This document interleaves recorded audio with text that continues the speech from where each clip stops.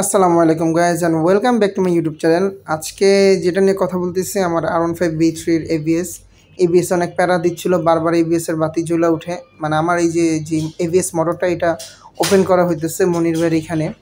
তো এটা মূলত হয়েছে ভিতরে ময়লা জ্যাম হয়ে গেছে, আর ময়লা জ্যাম হইতে হইতে এটার যে দুইটা বিয়ারিং, ছোট ছোট দুইটা বিয়ারিং থাকে, তো বিয়ারিংগুলিও একদম নষ্ট হয়ে গেছে, বুশ নষ্ট হয়ে গেছে, যে বিয়ারিং এটা পুরোই নষ্ট হয়ে গেছে, ভিতরে খুবই বাজে অবস্থা।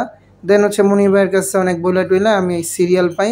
দেন হচ্ছে মনির ভাই বলতেছিল যে এগুলো অনেক প্যারার কাজ, তো এই বিয়ারিং খোলার জন্য এক্সট্রা যন্ত্র কয়েক জায়গা দৌড়াদৌড়ি করে হচ্ছে আমরা এগুলো করছি। দেন আমি আপনার বংশাল না ধুলাইখাল থেকে হচ্ছে আমি যাই নবপুর থেকে আমি এটার বিয়ারিং নিয়ে আসছি, আনার পরে ইনস্টলেশন করছি একদম পারফেক্টলিভাবে। তো তখন দেখা যায় যে হ্যাঁ এই যে বেসটা আমার পারফেক্ট,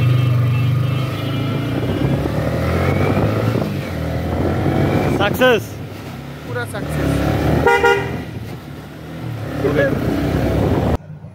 তো আজকের এই ভিডিওতে মানে জাস্ট বিস্তারিত আমি বলতে পারলাম না, শর্ট করে বললাম যে এবিএস কেমনে কী করছি, জাস্ট একদম শর্ট ইনফরমেশনটা দিলাম। তো নেক্সট ভিডিওতে ইনশাল্লাহ আমি বিস্তারিত সব কিছুই বলবো যে এবিএসের কেন প্রবলেম হয় বা কী কী কারণে হয়, কোনগুলি সলিউশন করতে হয়, কীভাবে কী লাগে।